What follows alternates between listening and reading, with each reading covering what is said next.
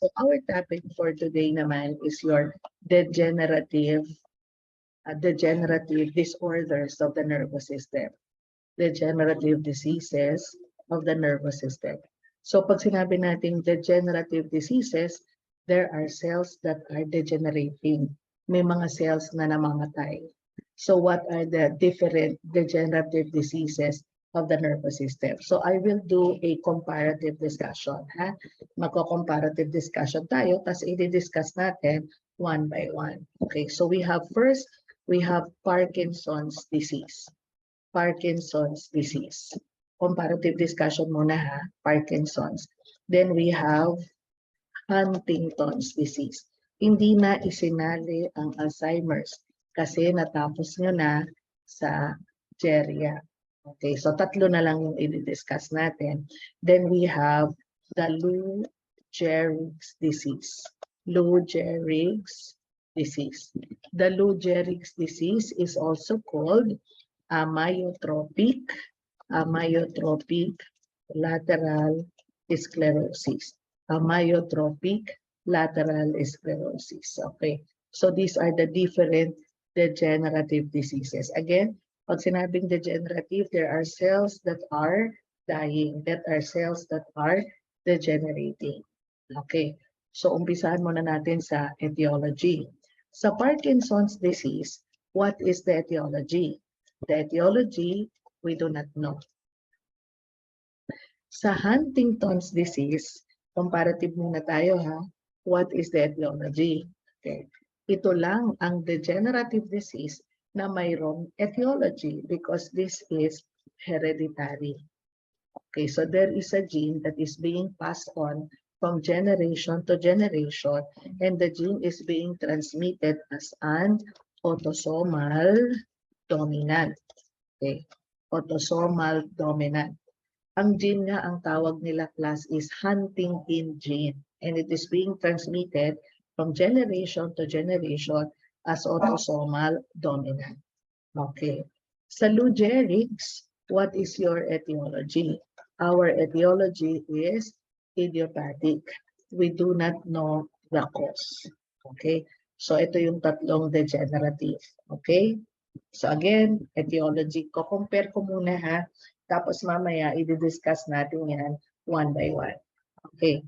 Sa Parkinson's disease po, may risk factors ba? Yes, the risk factor is age. So this is commonly seen on the 6th or 7th decade of life.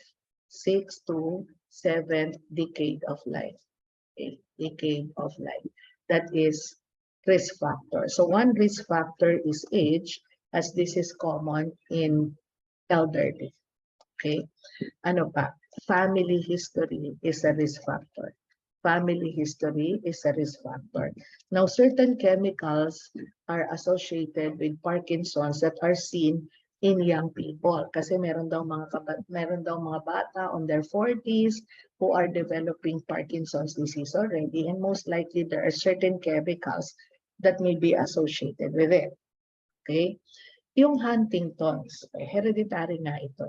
Pag sinabi natin autosomal dominant, okay, isang gene lang, okay, it requires only one gene, okay, for it to be manifested.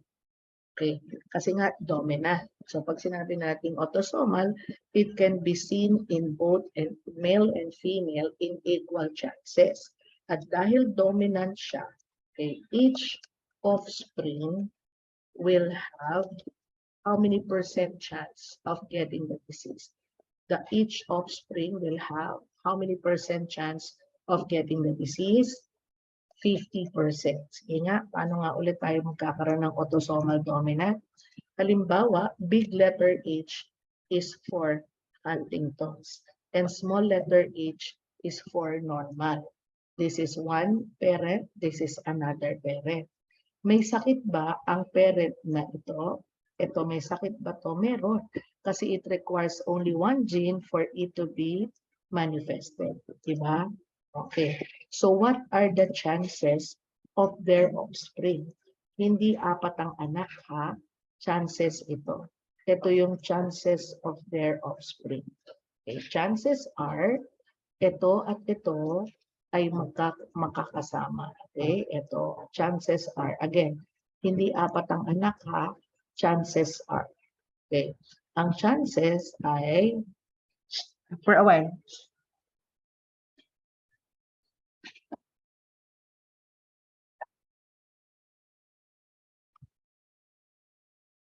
okay. Chances are, ito at saka ito, pwedeng makita sa isang offspring. Okay? Then again, this one and this one, pwedeng magsama. Okay? Tapos, okay, this one, and this one, pwedeng magsama.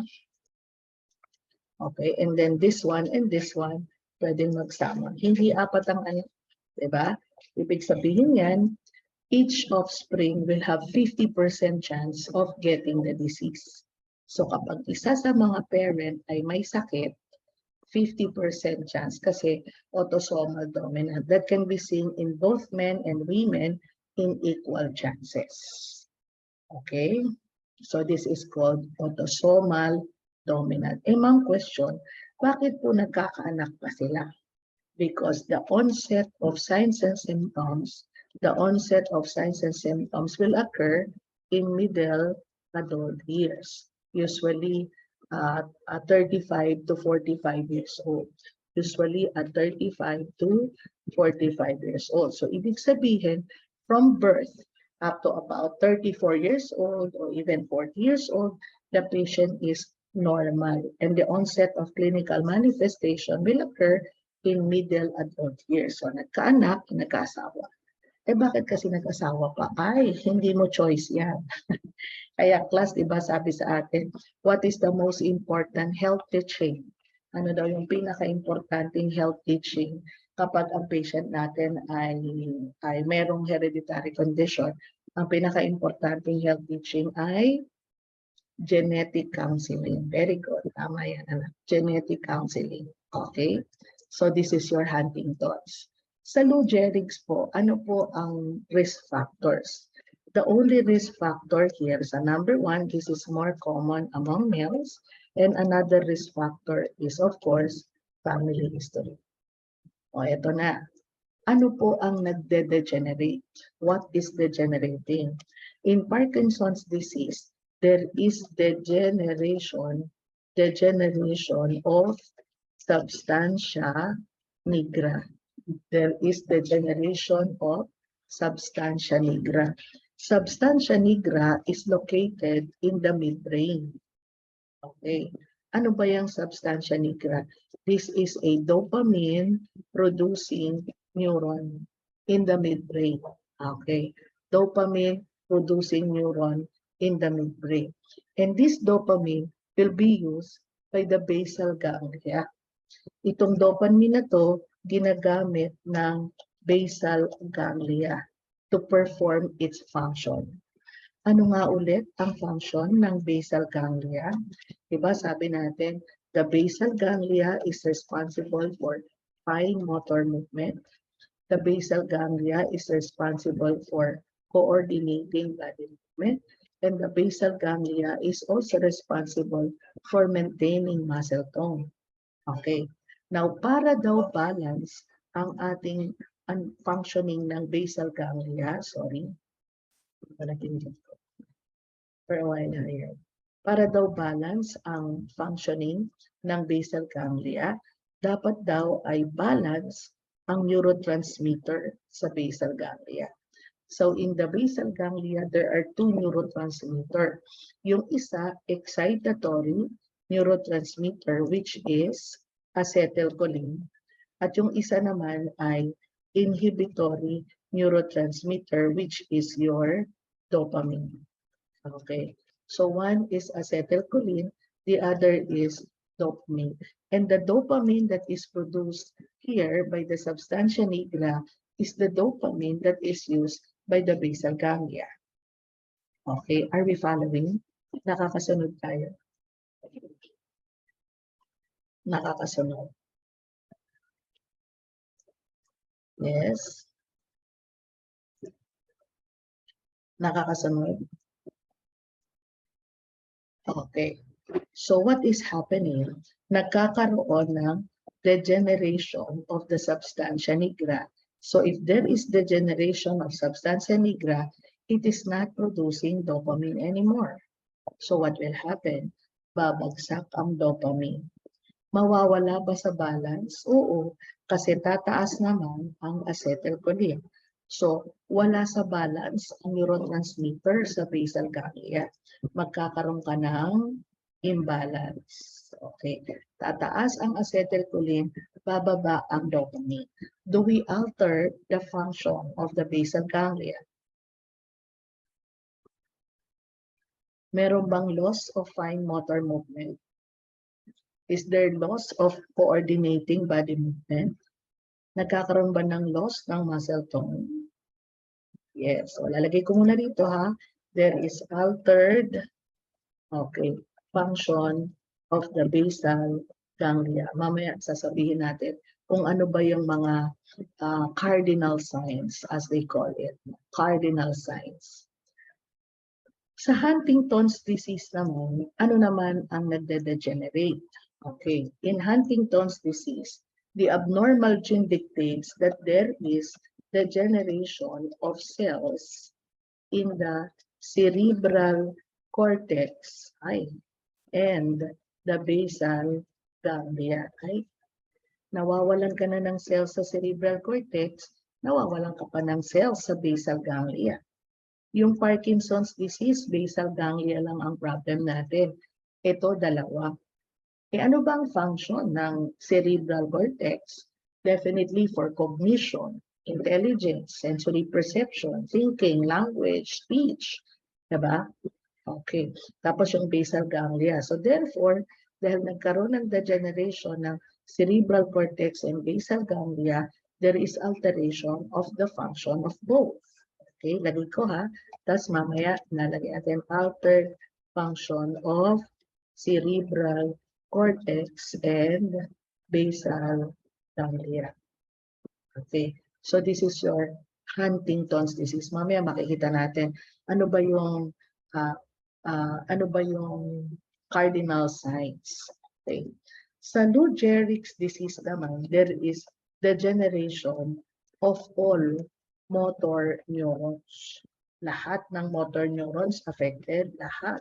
Yung upper motor neurons, yung nandito sa frontal lobe natin, yung lower motor neurons, ito yung mga nasa spinal cord, at saka yung corticobulbar neurons. Okay.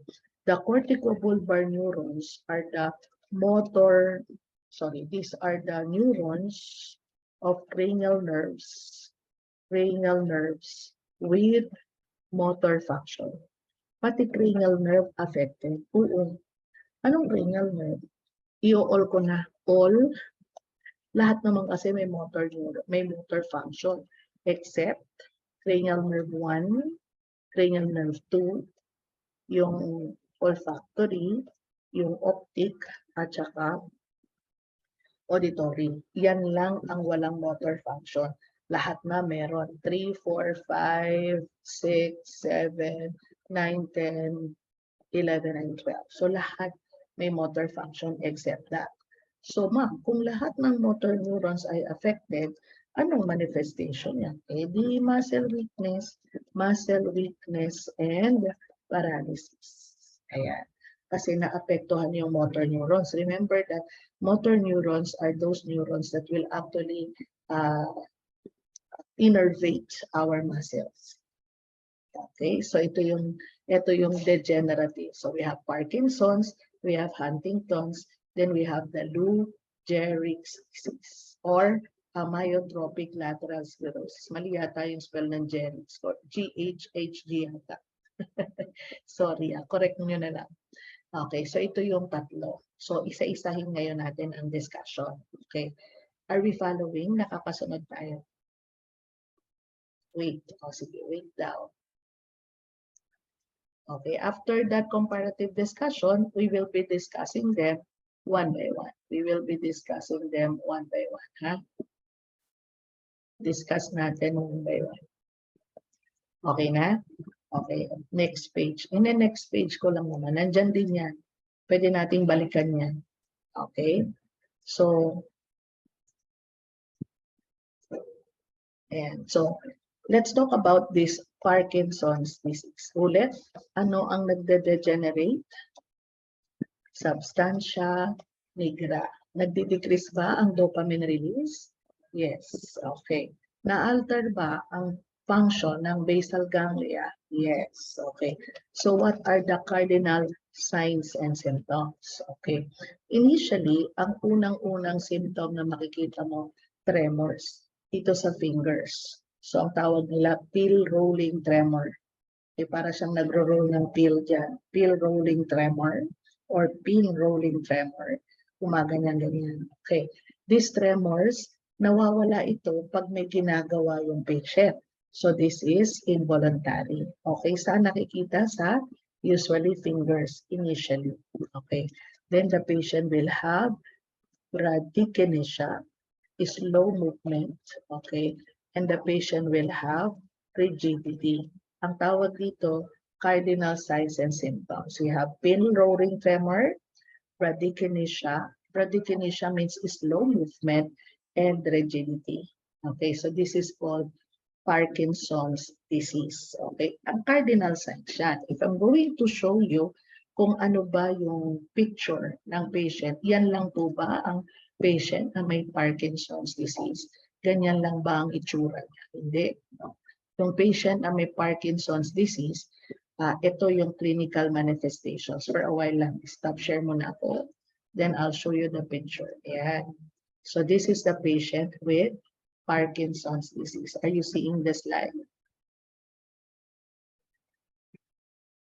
Nakita mo yung slide?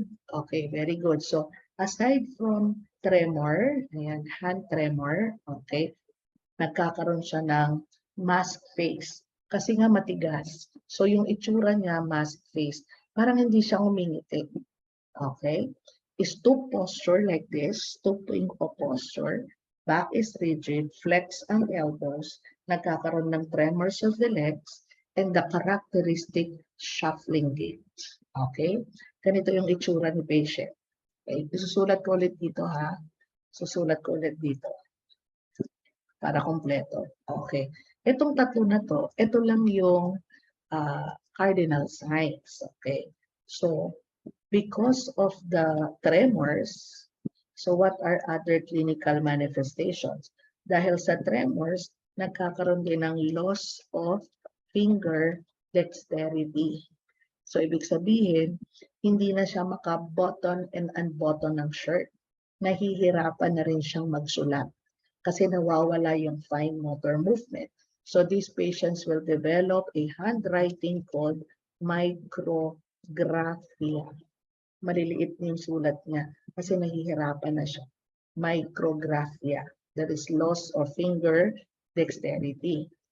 Ilagay ko ha, unable to button and unbutton the shirts. Okay, hindi na niya kayang mag-button and unbutton.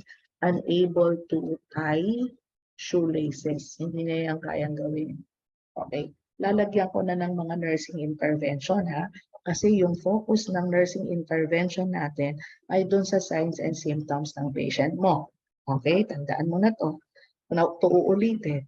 So, nagte-tremor ang patient. Sa pill rolling tremor, sa hands and sa fingers, sabi ko, at rest. So, what is the most important intervention?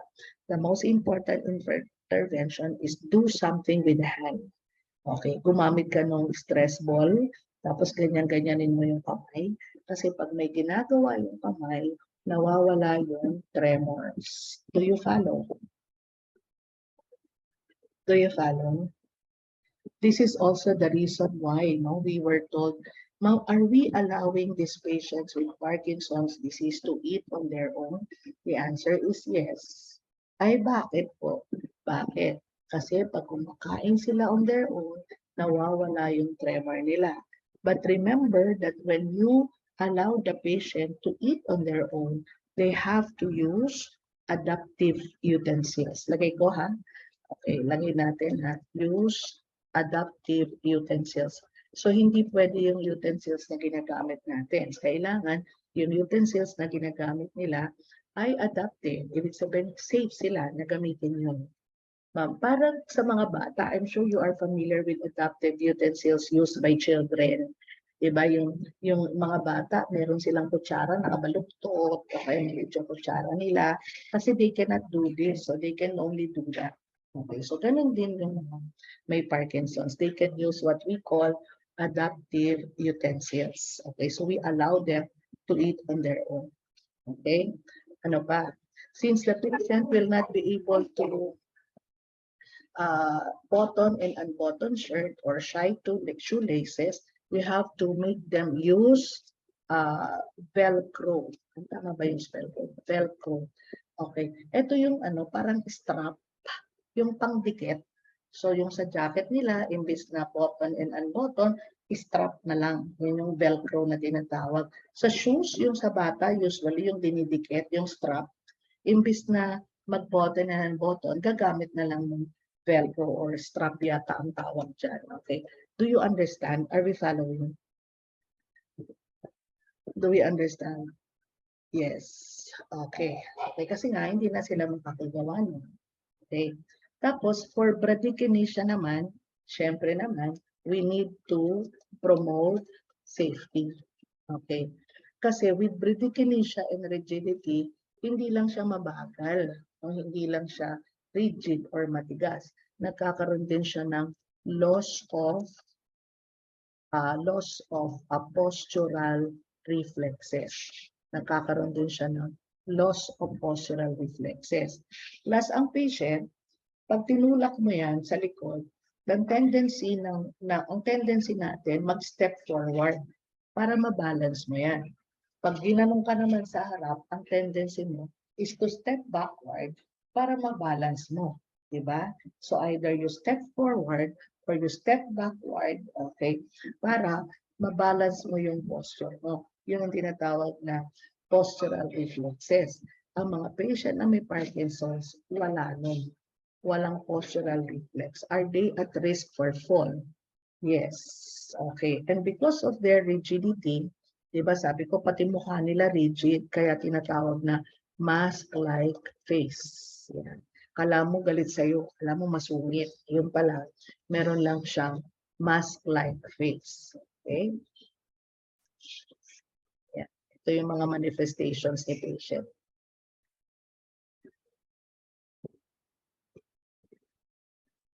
Okay. O ano pang manifestation niya? Okay. Yung patient, because of the rigidity and bradykinesia, they will position themselves or create what we call a stooping posture. Parang nakayuko sa ganun. Okay? And because of bradykinesia, mabagal sila, they will actually have what we call a shuffling gait. Alam niyo yun, yung maliliit na steps. Shuffling, small and propulsive steps. Small and propulsive steps. That will put them more at risk for injury. Small and propulsive steps. That is what we call shuffling gait. Okay?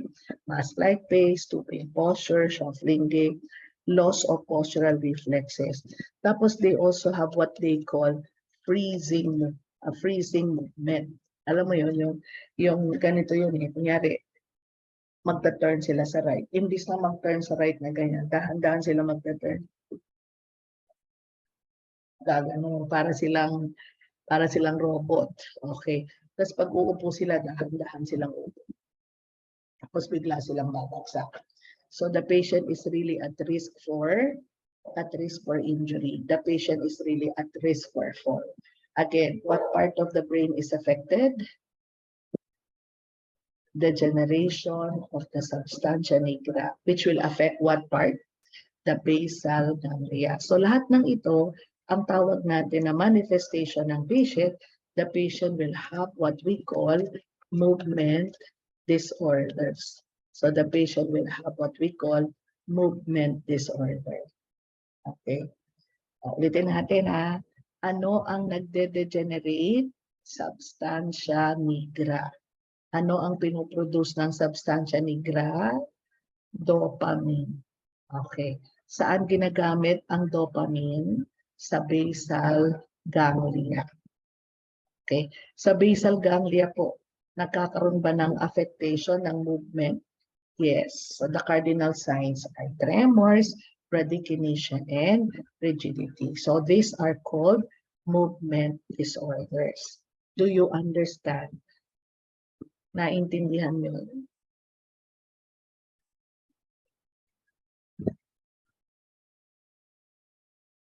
Okay, very good. Naintindihan. Okay.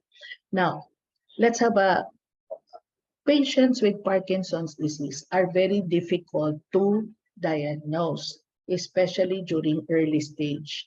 Ito kasing mga sinabi natin na to, late stage na yan. Kapag early stage, yung signs and symptoms, hindi masyadong obvious, no? Kasi pag early stage daw, yung signs and symptoms niya, loss of arm swing. Pag naglalakad ka, nagsuswing ang arm natin. Early stage of Parkinson's, hindi nagsuswing ang arm. Hindi masyadong napapansin yun. Lalo na kung isang arm lang yung hindi nagsuswing. Kasi sa early stage, ang manifestation ay unilateral. So one side lang ang hindi nagsuswing. So hindi mo masyadong napapansin, di ba? Tapos one side lang kasi yung manifestation, unilateral signs and symptoms. Kaya yung early stage, usually na-miss out. Pag nakita yung patient at na-diagnose yung patient, usually malala na. Eh wala pa namang diagnostic test. Walang diagnostic test. Okay? Diagnostic test, wala. So the diagnosis is based on history and physical examination only. Kaya mahirap i-diagnose kapag early, unless makita na natin yung full-blown na signs and symptoms. So this is what you call the movement disorders in patients with Parkinson's disease. Are we following again? Nakakasunod ba? Yes. Okay. O may tanong ako. Diniscuss nyo na ba sa psychiatry yung mga antipsychotic drugs? Yes or no? Na-discuss na ba ang antipsychotic drugs? Yes. Okay. Ang antipsychotic drugs ba ay nagkukos ng Parkinson's-like syndrome or pseudo-Parkinsonism?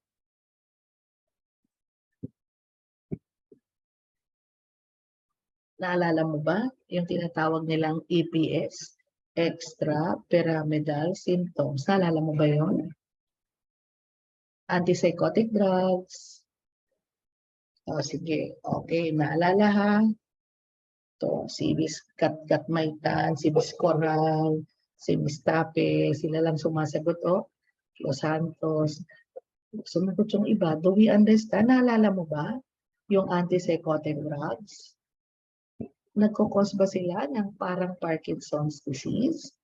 Pero ang tawag mo doon, hindi Parkinson's disease. Ang tawag mo doon, Parkinson's-like syndrome.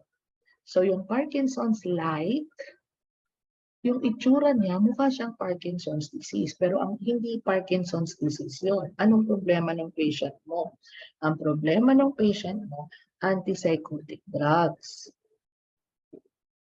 Do you understand?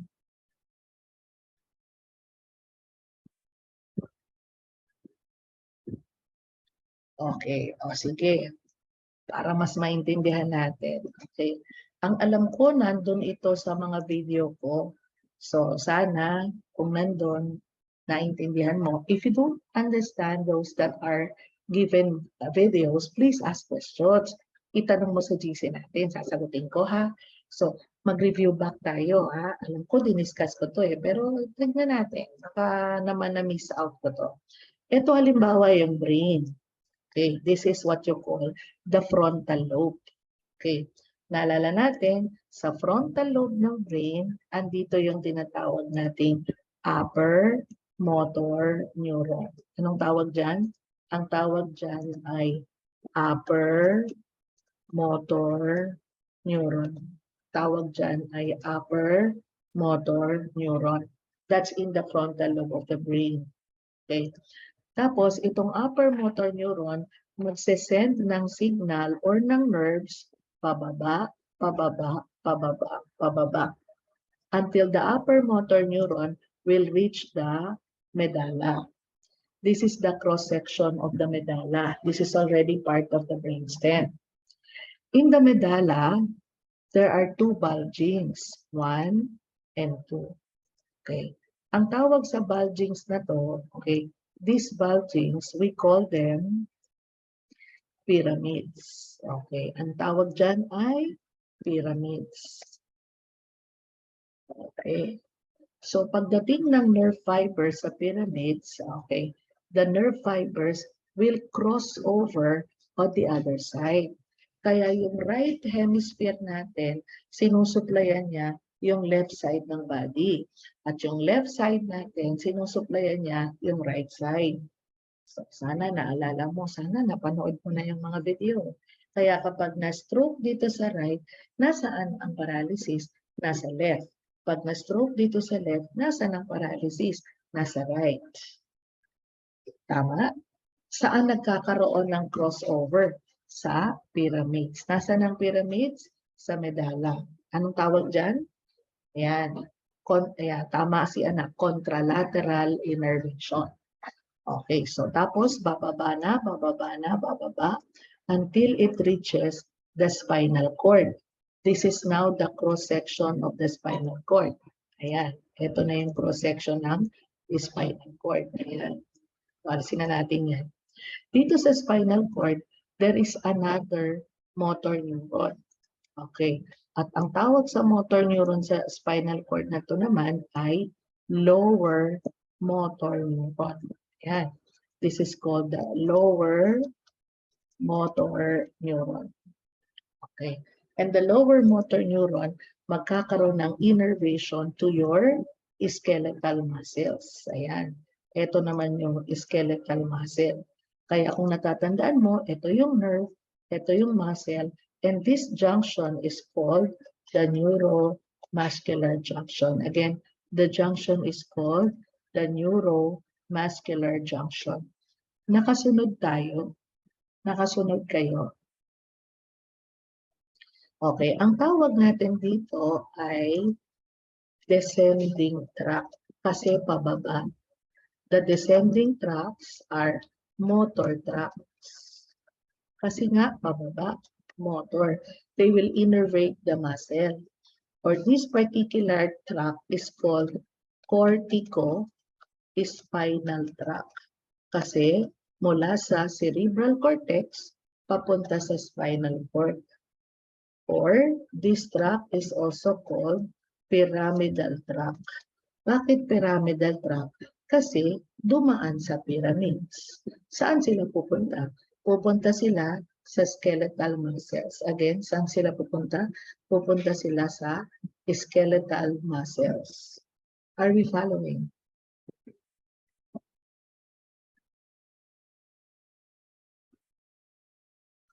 Okay, very good. Okay, now this tract is responsible for the movement of our muscles. Kaya tayo nakakagalaw, kaya tayo nakakalakad. Ang tawag natin doon, gross movement. For a while po,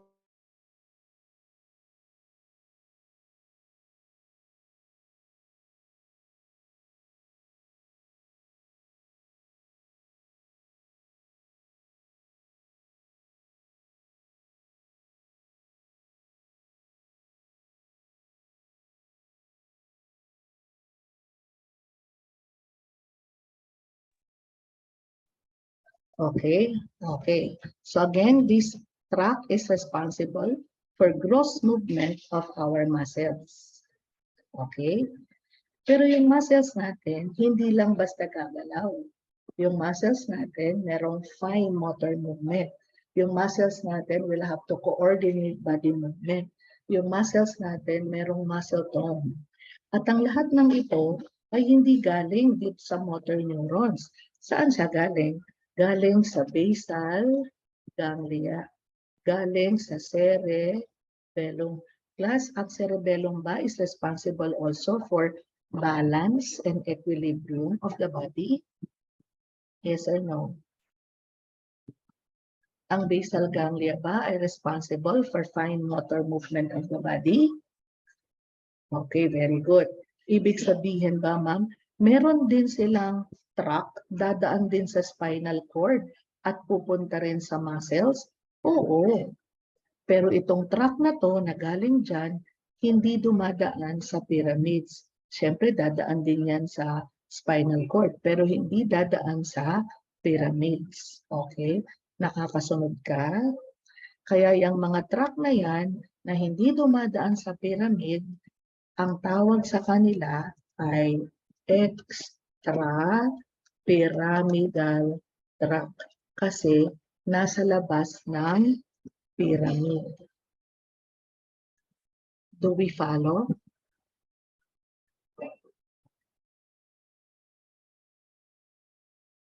Okay, very good. Okay, sa akin ulit ha.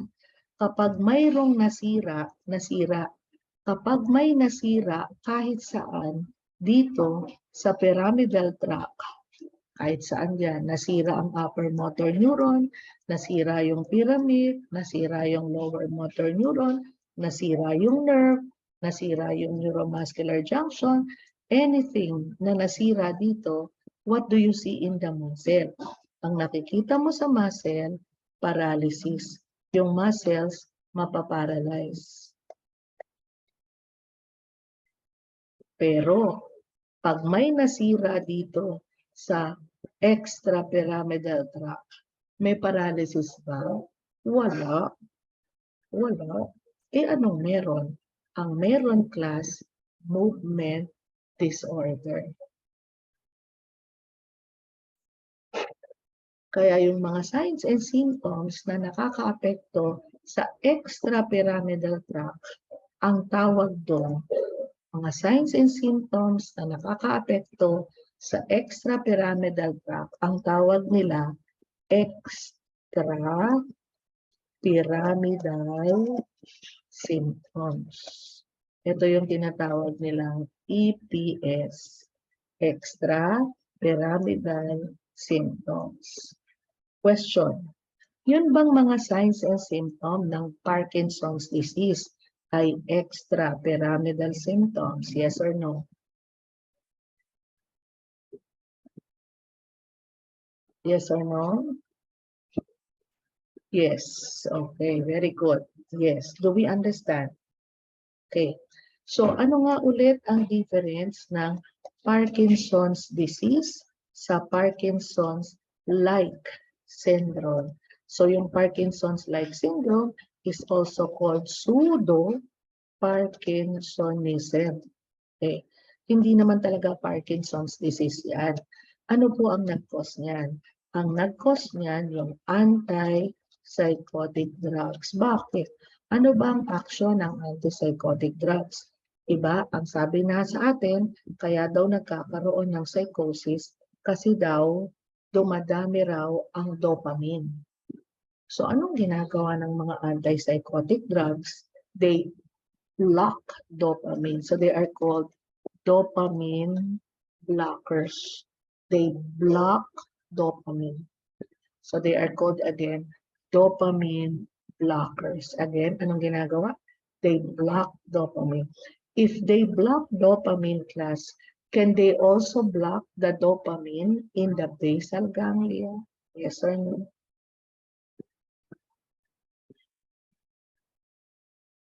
Yes. Okay. Can they cause signs and symptoms like that of Parkinson's disease? Yes. Kaya ang tawag mo dyan, Parkinson's-like syndrome. And this is an adverse effect of your antipsychotic drugs. Kaya ang tawag mo dyan, extrapyramidal symptoms. Galaw siya ng galaw. May iba pa bang extrapyramidal symptom? Oo, di ba? Yung akathisia, restlessness. Galaw ng galaw ang paa. Okay. Dystonia. Gumagalaw. Tumitigas. Okay. O kaya yung tinatawag na tardive dyskinesia. These are movement disorders. Dahil saan? Dahil sa antipsychotic drugs. Yung tardive dyskinesia,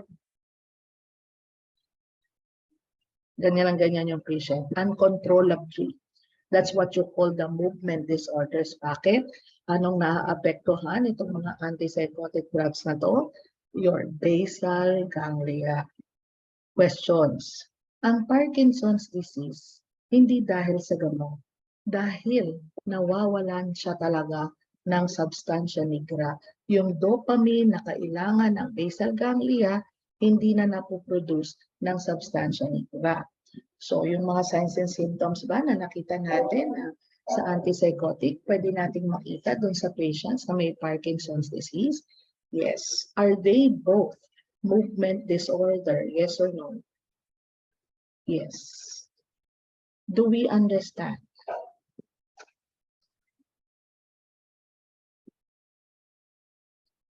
Naiintindihan niyo?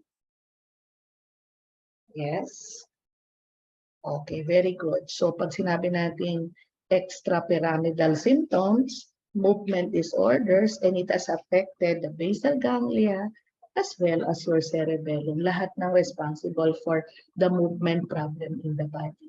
All right? Okay, so this is called, this is your Parkinson's disease. Okay. Let us have our nursing diagnosis. Naku, siguro naman mga nursing diagnosis, alam na natin. Okay, so ano ba yung mga nursing diagnosis na? Nursing diagnosis. Pwede ko na bang i-change ang page? Yes? Pwede na. Okay, so nursing diagnosis. Oh, what are the nursing diagnosis? Sige nga, bigyan mo nga ako ng nursing diagnosis. Number 1. Ayan, very good. Now they are risk for injury. Sabi niya, very good. Impaired physical mobility. Okay. How about risk for fall? Pwede? Sige. Ano pa? How about self-care deficit? Pwede? Pwede rin? Okay. Ano pa? Okay na ba tayo dyan? Okay na yan? Wala na? Disturbed thought process. So, pwede rin. Oo. Disturb. Sige, lagay natin.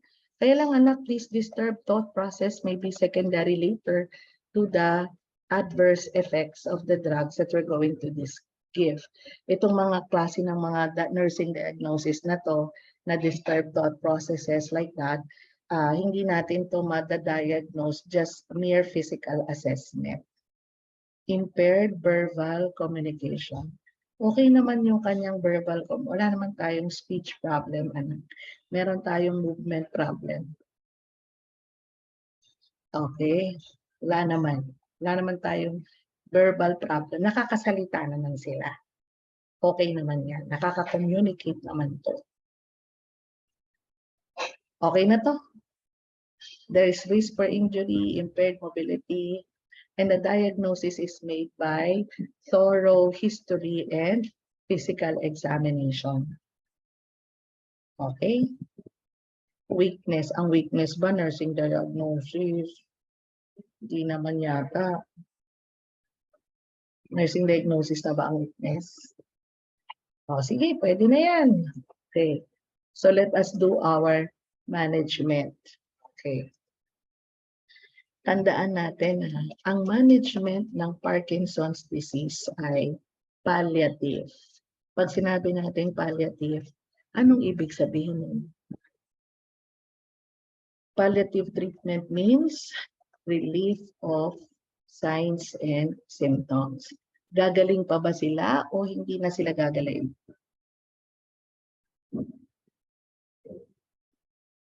Hindi na sila gagaling. Okay. The problem is irreversible. The problem is progressive. Again, the problem is irreversible. The problem is progressive. So palliative treatment lang tayo. Okay. The most important independent nursing intervention to patients with degenerative disorder is to provide safe and unhurried environment. Provide safe and unhurried environment. No setting, no time setting. Walang limiting of time. You cannot tell the patient, finish your meal in an hour or in 30 minutes. So you cannot do that. Kasi hindi nila gagawin yun kasi mabagal sila. So the most important nursing intervention is to provide safe and unhurried environment. Okay. Assist in self-care. Diba? O, number 3. Diba sabi natin, use of adaptive utensils if they will try to eat on their own. Diba? The use of Velcro or strap. Ayan, okay. Kapag sa shoes or sa shoes or jackets kasi hindi na nila kayang mag-tie antay ng shoelaces, ng belt din na. So, gagamit ka na yan. Okay? O, ano pa? Use of assistive devices. Pwede ba yun? Gagamit sila ng walkers. Yan. Gagamit sila ng canes para hindi sila madadapa. Tama ba? Okay. Tapos, hindi sila pwedeng maupo dun sa mga malalim na upuan. Dapat pantay kasi babagsak sila. So dapat you have to assist them always, no? Okay. So ano pa ang pwede natin gawin? Ito muna natin, independent nursing intervention. Okay na ba to?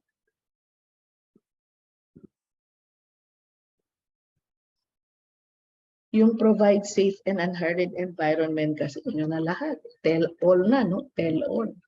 Okay. May drug therapy po ba? Oo naman. Okay. Anong drug therapy natin? Exercise daw. O sige.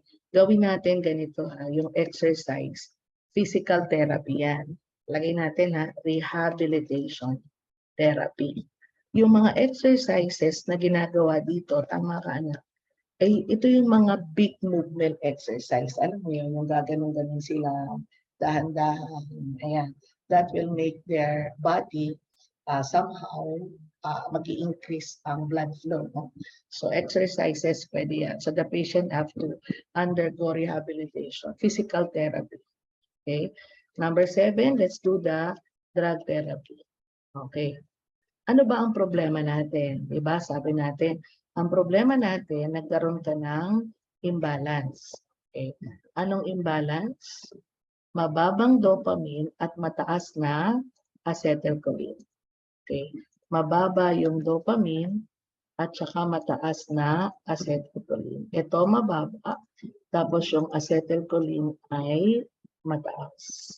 Ito ay mataas. So nagkakaroon tayo ng imbalance.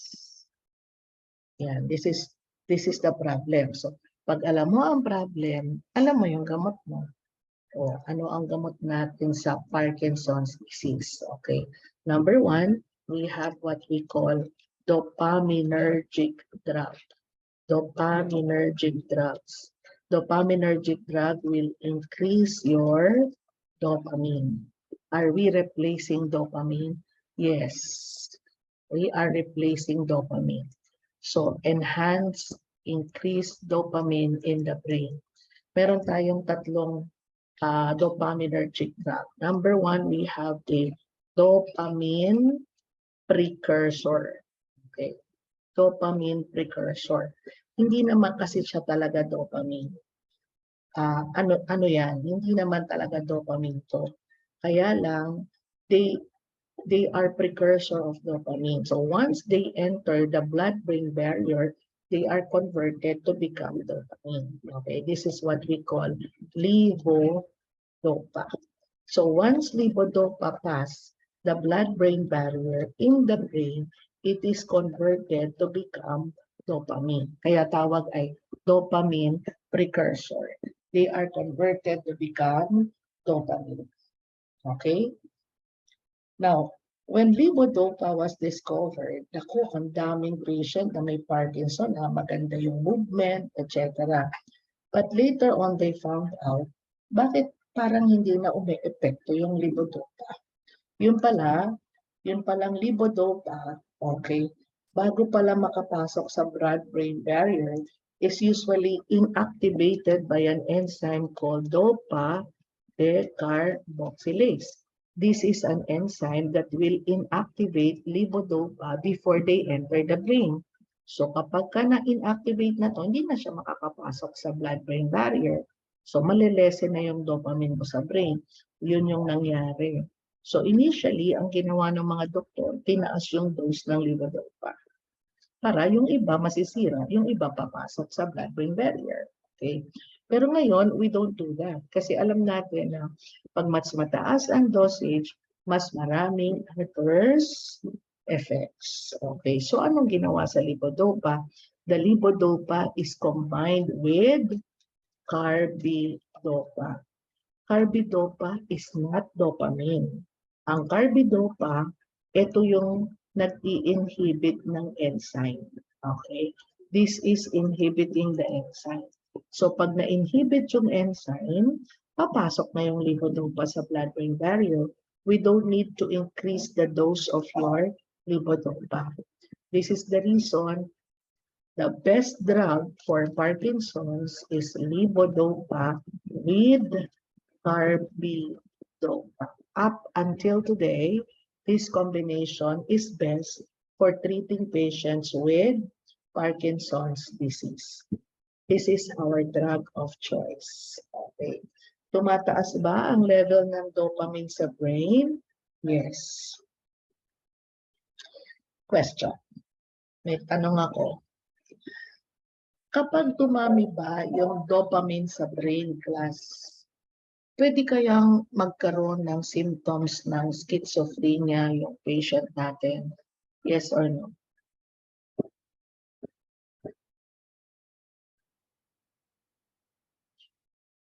The answer is yes. Kaya nga sabi ko yung disturbed thought process, pwedeng mangyari yan secondary to development. Kung Parkinson's disease lang ang pag-uusapan natin, wala dapat cognitive problem eh. Hindi dapat magkakademensya yung patient. Wala dapat ganun. Kaya lang tinitreat natin siya. So dahil tinitreat natin siya, tumataas yung dopamine, the patient as an adverse effect of the drug can have cognitive dysfunction. Did you get it? Learning tayo. Yes? Okay, very good. So another drug that is a dopaminergic drug is called amantadine. Amantadine will increase the release of dopamine from substantia nigra. Kaya lang ang dopamine, pwede lang to kapag early stage. Kasi pag late stage na, wala ka ng substantia nigra. At alam mo ba yung amantadine? They found out that it has an antiviral property. Kasi there was an epidemic of influenza in the US, no? Tapos yung isang malaking home care, malahat ng patient nagkaroon ng flu, except those who are taking amantadine. So they studied amantadine and they found out that this has an antiviral property as well. So amantadine is also being used as an antiviral drug. Okay. And number 3, we have bromocriptine. Now, bromocriptine is a dopamine agonist. Okay. O dopamine agonist daw, agonist, stimulate or block? Stimulate. Stimulate. Ang block antagonist. Agonist to eh. So this will stimulate, di ba? Stimulate the receptors, okay? Receptors for dopamine. So do you enhance dopamine effect? Oo. Kaya lang, these drugs are used only during the early stage. Kaya naman, ginagamit mo yan together with levodopa and carbidopa. Okay. At meron pa tayong tinatawag na MAO-B, may B talaga, yeah, MAO-B inhibitors. Itong mga MAO-B inhibitors nito, ma'am, anong ginagawa nito? Pinatataas nito ang dopamine, increase dopamine. Kasi di ba yung monoamine oxidase, ito yung enzyme na nagre-remove ng dopamine and other catecholamines. So, i-increase niya yung dopamine. Ang example natin ng MAO-B inhibitors ay selegiline. Okay. So, ito yung mga drugs na ginagamit natin to increase the level of dopamine. Question, how do you know if your dopaminergic drugs are effective? Anong sabi ko? Curative ba o palliative? Diba? Palliative lang. You relieve the signs and symptoms. So how do you know that this is effective? So how do you know that this is effective? So ang sagot, we relieve the signs and symptoms. Diba? We relieve the signs and symptoms. Are we following? Following tayo, Flash? Yes?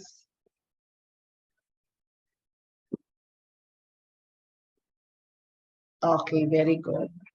Ito yung tinatawag na dopaminergic kasi ang problema natin, pabababain natin ay patataasin natin ang dopamine. May tanong ako sa inyo. Kung ang patient natin ay merong Parkinson's-like syndrome, Parkinson's-like ha, Parkinson's-like, pseudo-Parkinson, hindi Parkinson's disease. Okay? Can we give the dopaminergic drugs?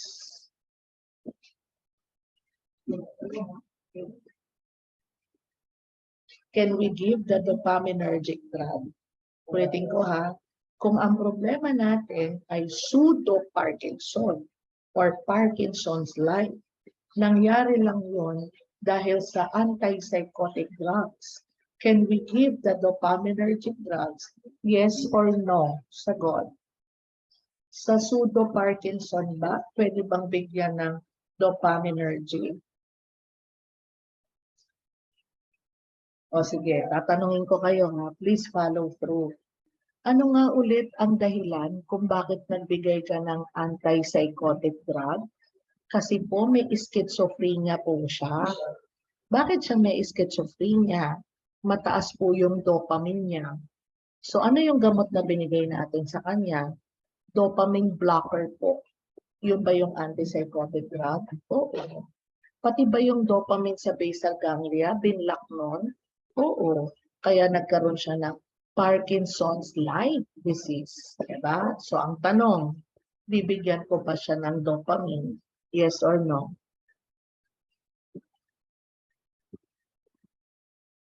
Ang sagot, no. Bakit ko siya bibigyan? Pag binigyan ko ng dopamine yan, aatakihan yung schizophrenia na naman yan. O, tapos anong gagawin mo? Bibigyan mo ulit ng antipsychotic, magpa-Parkinson's na naman siya.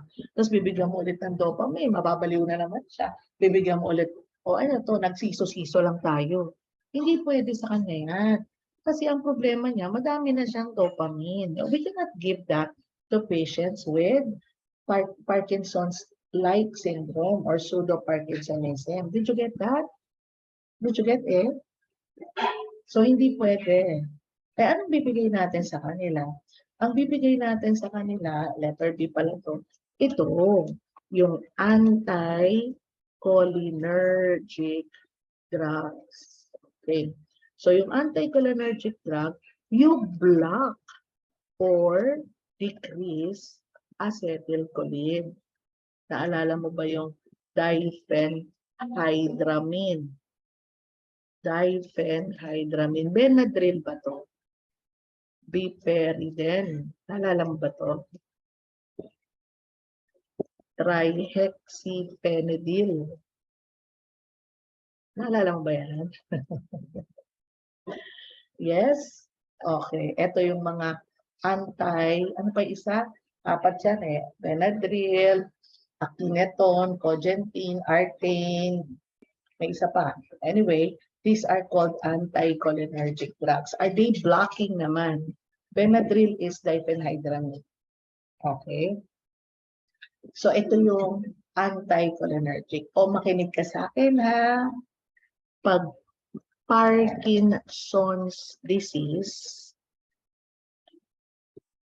ang gamot mo dalawa. Dopaminergic tsaka anticholinergic.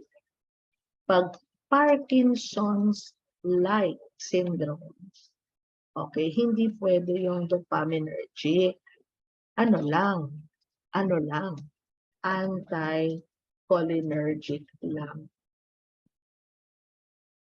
Do we understand? Uy, anticholinergic daw. Meron ba tong drying of the mouth?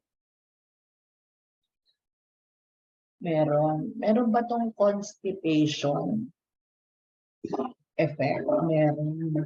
Meron ba tong urinary retention? Meron. So you have to take care of patients with adverse effects of your anticholinergic drug. Ulit, ang Parkinson's disease ay ano? Palliative o curative ang treatment? Palliative. Anong ibig sabihin ng palliative? Relief of signs and symptoms. Okay. Ano ulit ang nagde-degenerate sa Parkinson's disease? Substancia nigra. Anong pinoproduce ng substancia nigra? Okay. Anong part ng brain ang affected? Kapag wala ka ng dopamine, basal ganglia. Do you have movement disorders? What are the cardinal signs?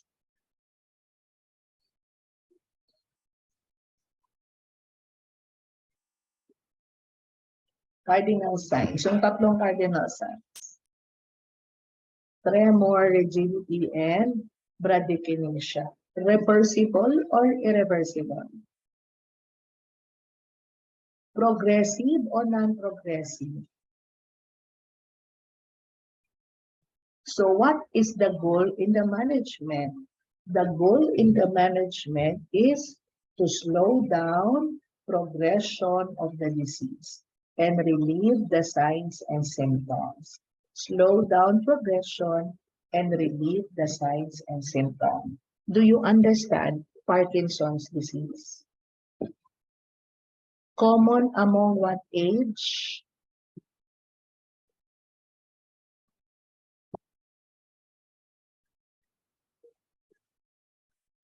Sixth or seventh decade of life. Very good. Hereditary ba to? Pwede? Family history? Yes. What is the most definitive diagnostic test?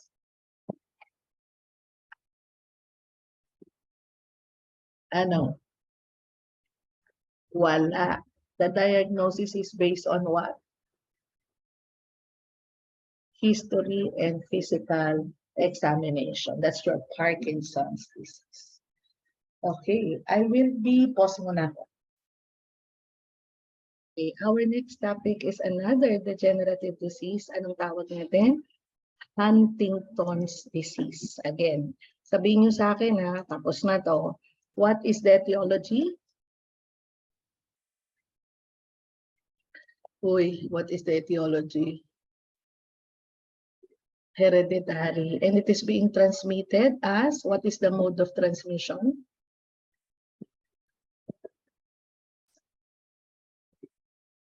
What is the mode of transmission? It is autosomal dominant. Ilang gene ang kailangan para mag-manifest?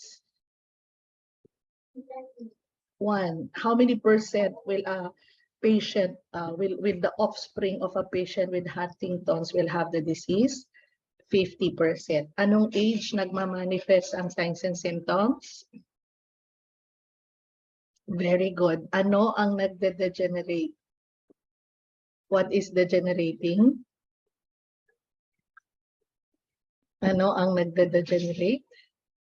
The cerebral cortex, okay, and the basal ganglia. Class, for a while po, ha? Wait lang. Okay, so that's the degeneration of the basal ganglia and the cerebral cortex. Okay, so what are the cardinal signs? Okay, cardinal signs. Okay, number one, since cerebral cortex are affected, this can lead to cognitive dysfunction. Anong ibig sabihin ng cognitive dysfunction?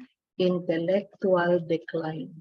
So kung ito ay professional, hindi na yan kakayanin. Okay? Not being able to perform intellectually anymore. The patient will have emotional disturbances. Okay?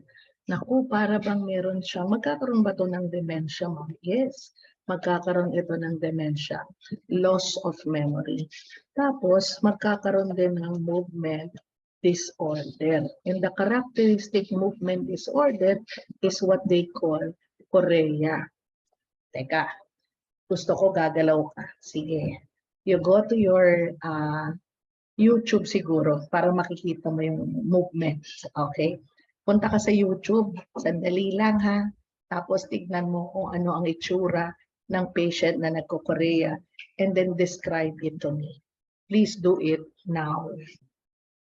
I hope you had seen that. So pag sinabi natin chorea, there is jerky, ayan, writhing movement of all body parts, lahat ng body parts. Kaya nga sabi na parang nagsasayaw, ma'am. Kasi dati ang tawag dito, the dance of Beatus, no? Dance of Beatus. So yung buong katawan niya, hindi naka-steady ang face, pati face gumagalaw, pati movement, lahat gumagalaw. So there is a jerky, writhing body movement of all body parts. Talagang lahat nag-move. Yung Parkinson's, tumitigas lang, di ba? Tapos may tremor. Ito hindi. O anong movement to? Voluntary or involuntary? Involuntary. Hindi niya to makokontrol. O bakit merong movement disorder? Eh kasi basal ganglia ang affected at cerebral cortex ay affected. O game, reversible or irreversible?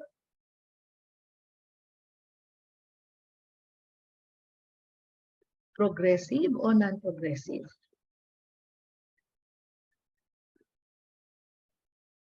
Treatment is curative o palliative? Gagaling pa ang patient o hindi na?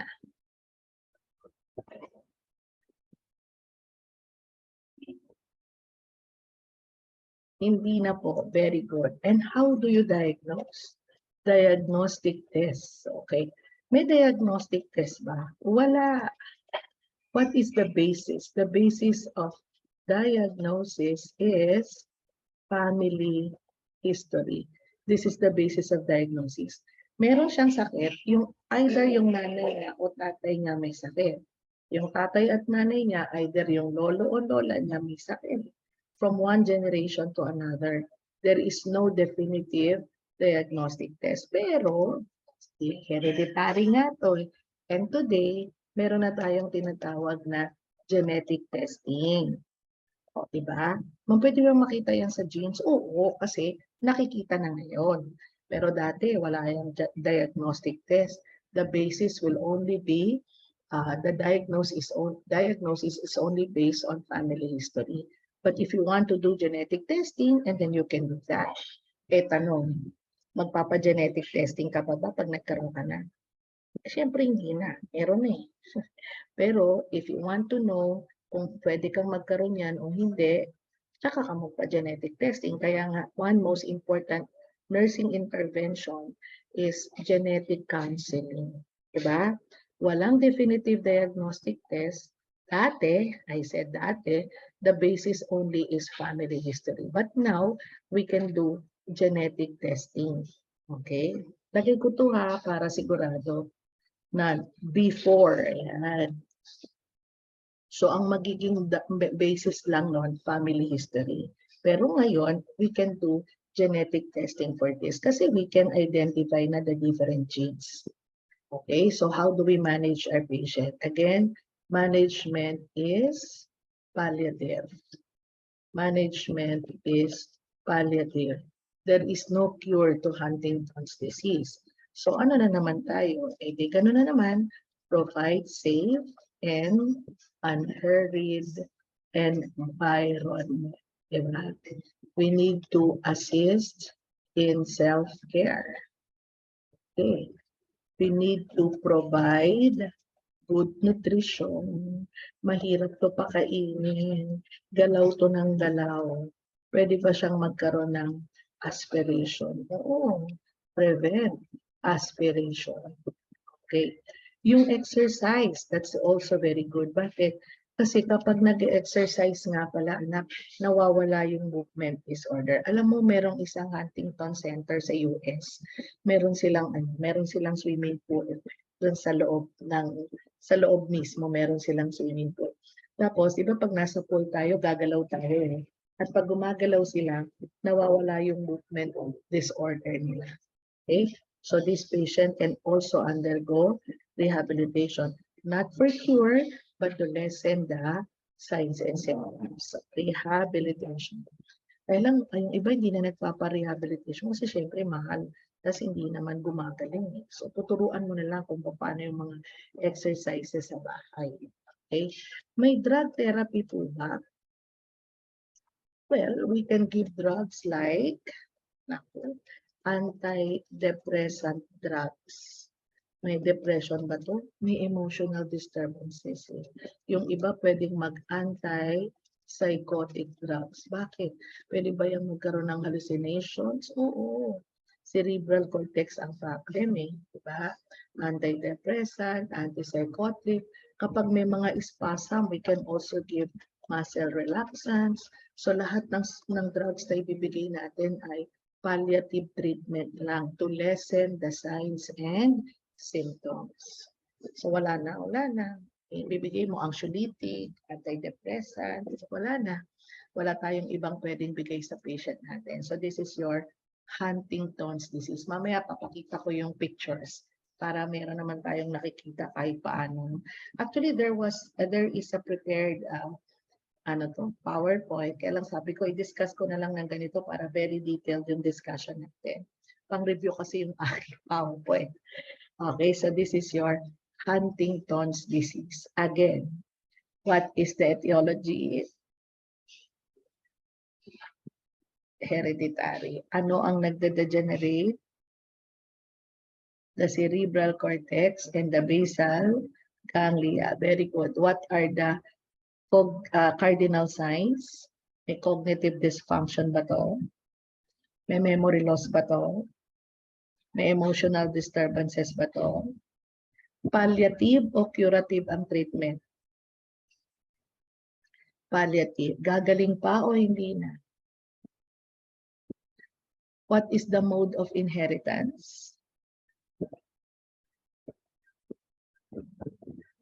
Autosomal dominant. How many percent will a child get it from a parent? 50%. Very good. Meron bang sexual predilection o wala? Sa males lang ba to? Sa females lang ba to? Or both? Wala. Parehong pwedeng maapekto kasi autosomal na. So this is your Huntington's disease. Ernie? Very good. Okay, last. Meron tayong amyotrophic lateral sclerosis. Amyotrophic lateral sclerosis. So this is your Lou Gehrig's disease. Lou Gehrig's disease. Tama ba yung spelling ko ng Gehrig's? Makita natin yan. Ano nga ulit ang nagde-degenerate dito? What is degenerating? All motor neurons. Very good. Okay. What is the etiology? Idiopathic. Common among men or women? Men. Very good. Family history ba is a risk factor? Okay, very good. Bakit kasi nagde-degenerate? Kaya daw nagkakaroon ng degeneration because of overexcitation of neurotransmitter called glutamate. Overexcitation of neurotransmitter called glutamate. Yun daw. So nagkaroon ng overexcitation, you increase impulse transmission to the neurons, nagde-degenerate daw yung mga neurons. So ano nga ang manifestation kapag nagkaroon ng degeneration of motor neurons? Ano nga ang manifestation? Ano nga? Mawawala ng innervation sa muscles. So what will happen to the muscles? What will happen? Muscle weakness and paralysis. Very good. You tell me, what is the most dangerous muscles that will be affected? Dangerous muscles that will be affected. Anong pinakadelikadong maapektuhan? Very good. Respiratory muscles. Hindi ito makakahinga. That's the most important, yung respiratory muscles, yung diaphragm. Will they be affected? Yes, they will be affected. Affected sila. So, mahihirapan siya huminga? Oo. Sa lahat ng degenerative class, ito ang madali ang buhay because the respiratory muscles are affected. Mamamatay yung mga neurons that are innervating the diaphragm. So, will they die of respiratory paralysis? Yes. Will they be hooked to mechanical ventilator? Yes. Patients with Lou Gehrig's disease usually meron lang silang lifespan. Most of them die within 5 years' time. Most of them will die within 5 years' time. Okay? Reversible or irreversible?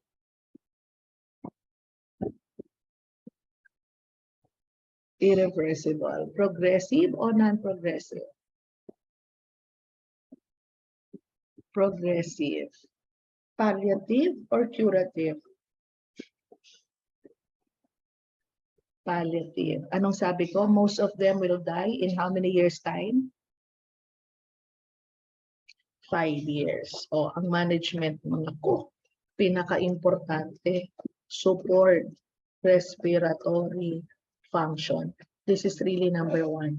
Airway, breathing is your priority. Okay? Provide safe and unhurried environment. Plus, magkakaroon ito ng paralysis, ha? Magkakaroon ng paralysis and weakness. So, anong gagawin natin? The patient will have, tawag dyan, ayun, prevent, ayun, nakakalimutan, complications of immobilization. Ano ba yung mga complication ng immobilization? Bed sores, UTI, pneumonia, DVT, andyan na lahat, di ba? Yung mga complications, sulat mo yun. Masusulat natin. Bed sores, DVT, UTI, lahat yan pwede mangyari sa kanya. O, hindi siya gumagalaw. Pneumonia. Pneumonia, di ba?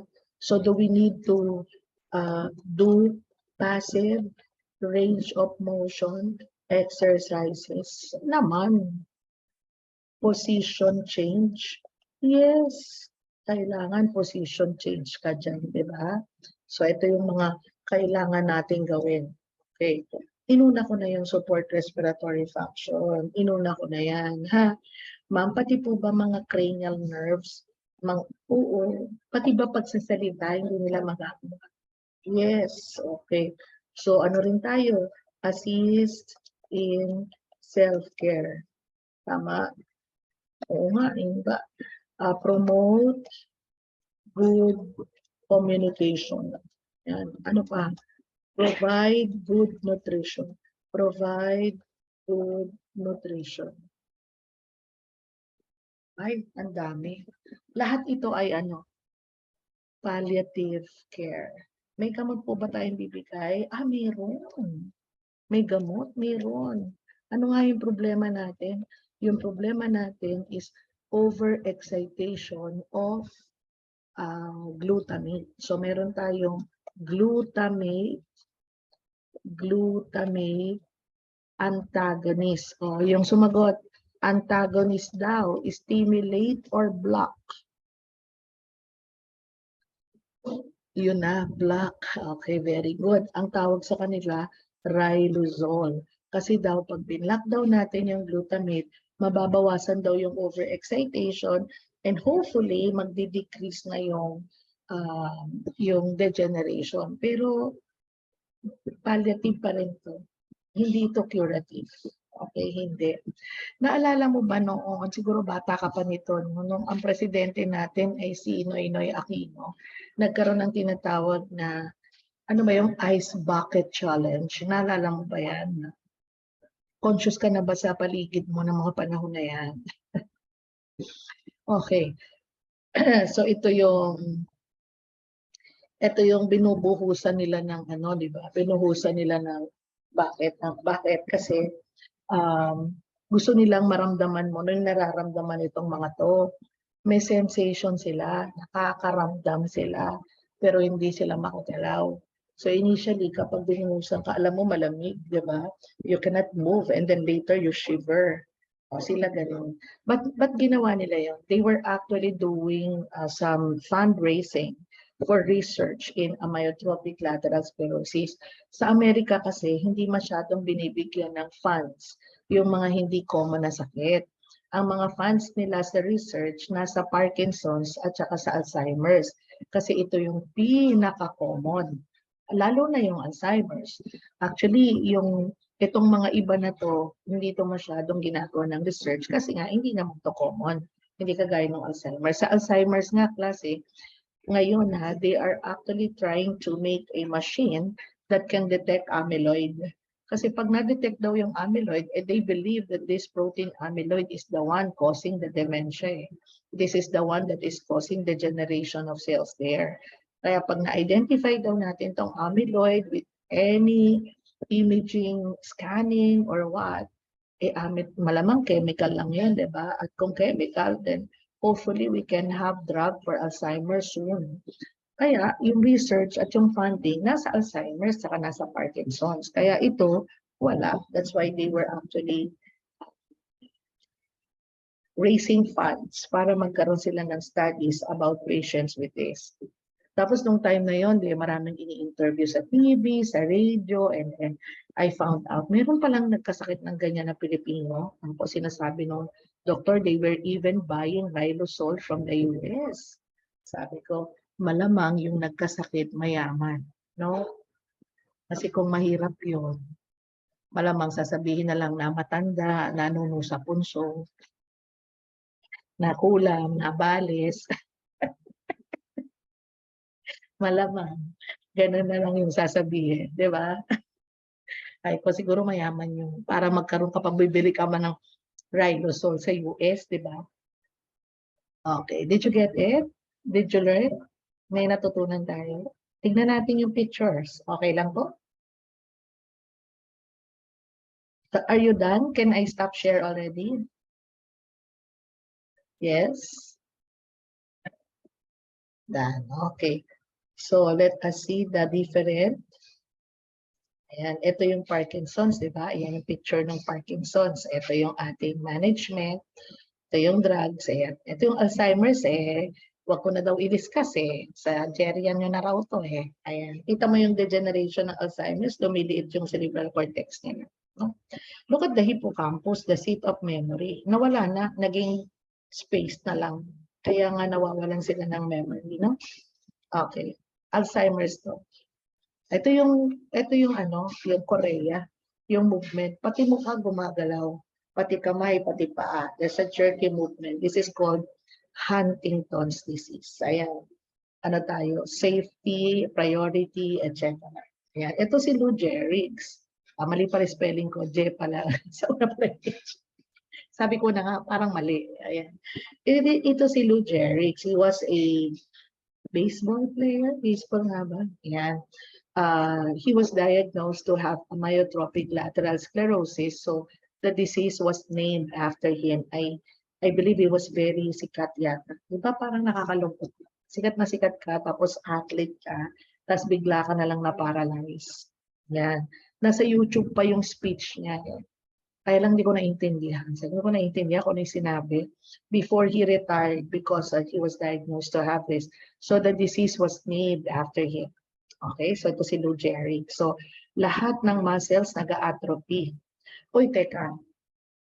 The most definitive, buti na lang, the most definitive diagnostic test, no? Buti na lang naalala ko. Ano naman ang diagnostic test sa Lou Gehrig's? Okay. The most definitive diagnostic test here is muscle biopsy.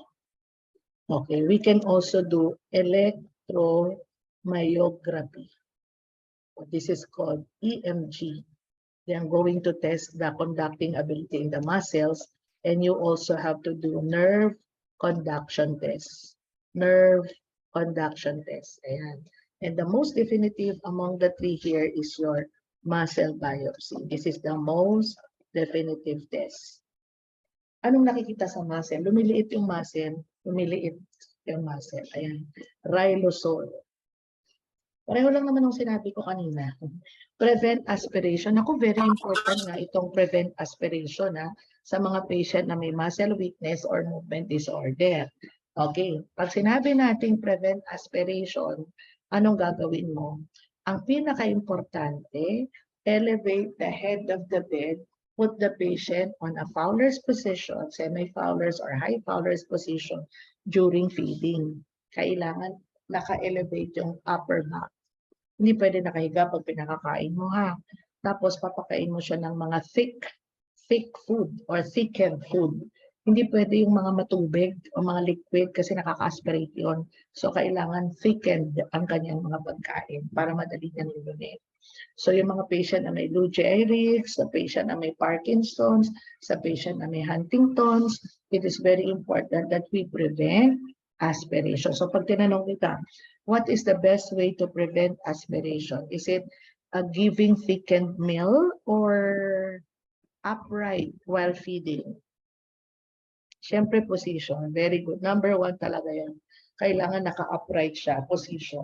Kasi kahit anong pakain mo dyan, kung nakahiga yan, mag-aspirate. Lalo na kung mga thin liquid. Okay? So ito yung Lou Gehrig's disease. Ayan, tapos na pala. So these are the different, anong tawag dito? Degenerative disorders. Okay, do you have any question? Do we understand? Do we have any question? Naintindihan ba natin?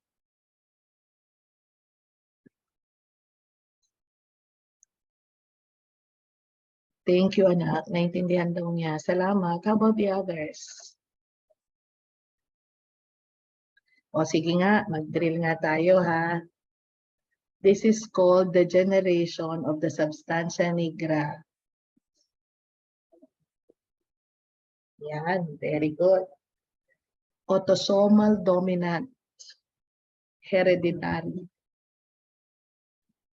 Yun, very good. The drug of choice is levodopa and carbidopa.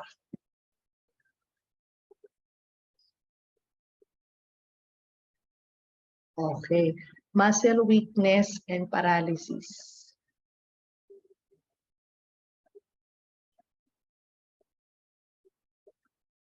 ALS, okay.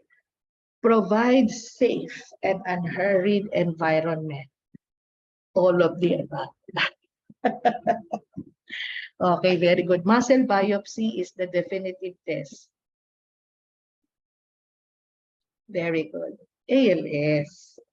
Genetic testing is the definitive test.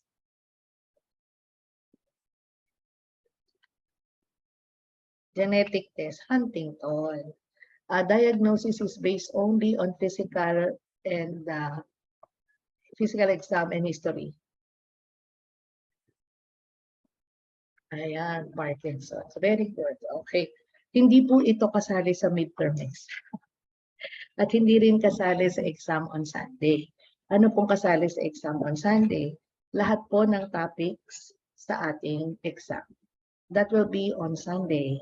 Sana po wala na pong mag-e-excuse ha. Sunday na po ito ng gabi. Siguro naman lahat na po ay naka-attend sa mga church services ninyo kung ano man po ang siniservisyohan niyo.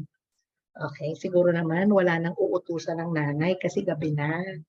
Oo, siguro naman pwedeng magpa-data ha bago sumapit ang Sunday. Okay? Oo. Okay, tapos bakit ko gagawin 'yan? Para ma-practice test ka para sa darating na exam mo. Para sa inyo 'yan, pero sabi ko nga as much as possible ayoko niyan, pero sabi ko nga rin, let's build a culture of trust. So since I trust all of you that you're going to do that honestly, okay, pagka hindi niyo naman ginawa honestly, wala na rin naman ako magagawa do'n. I will stop the recording pala.